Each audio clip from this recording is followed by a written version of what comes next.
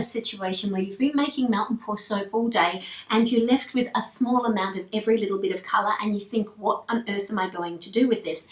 Today, we've got all these little bits of colour left over from various projects in our silicone cups where they've been melted, and I'm going to show you how easy it is with some little tiny mini embed moulds to use all of these little pieces of soap up in tiny embeds that you can either put on the top of all your finished soaps, maybe embed within the clear soap, or even if you've made something like a cupcake soap, you'll be able to put some little finished embellishments on the top that will take your soap from something relatively plain into something really pretty. So what I'm going to do is melt these all down in the microwave again. Now they've already been melted, but they are set. Some are still a little bit warm, some are fully set. They'll only take a short amount of time, but because I'm going to put a few of them at a time in the microwave, I'll do say 3 at a time. I'll put them in there for around about 10 seconds each. So pop these in.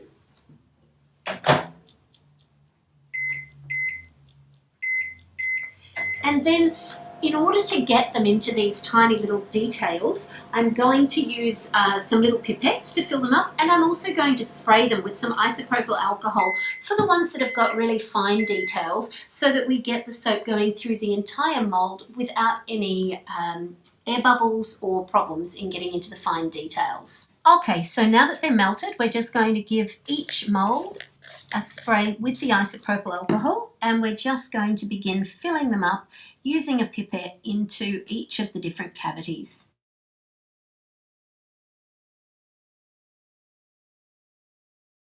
So now that these are all ready and finished, we're just going to leave them for a few minutes to set. I've made a few little marks and spilt a tiny bit. We can always get that off either in the mould or afterwards, and we'll let them set for a few minutes and then we'll come back and unmould them together. So all of the soap in our tiny embed silicone mould has now set and is now ready to unmould. And one of the things that's great about unmoulding these is the soap moulds are so flexible that you can just very, very simply pop out your finished products. So I'll unmould all of these and then I'll show you how we're going to decorate them up a little bit more.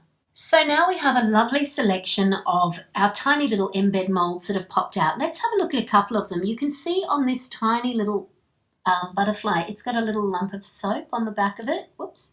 You can just simply snip that off with your fingernail or a sharp knife if you want to get rid of that. And at the moment they're all finished and they're good to use, but we want to make them even more pretty. So I've got some of our Cosmetic Mica shimmers here, a soft pink and a teal. So I thought we'd start with a teal, just dust off the excess onto a tissue and then just gently brush it over the finished soap. And you'll see how all of the details just pop out as you do this, and it just takes it into a really quite spectacular piece.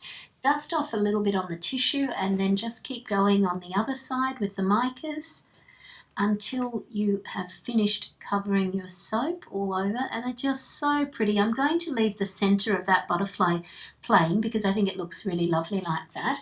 And then if you wanted to, you could take a little bit of the pink, again, dust the excess off on your tissue so you're not going to get a clump of it, because you really just want a tiny little hint of it that wipes over your soaps, and it just makes all of those little leaves and the petals and the definition of your soap just pop that tiny bit more.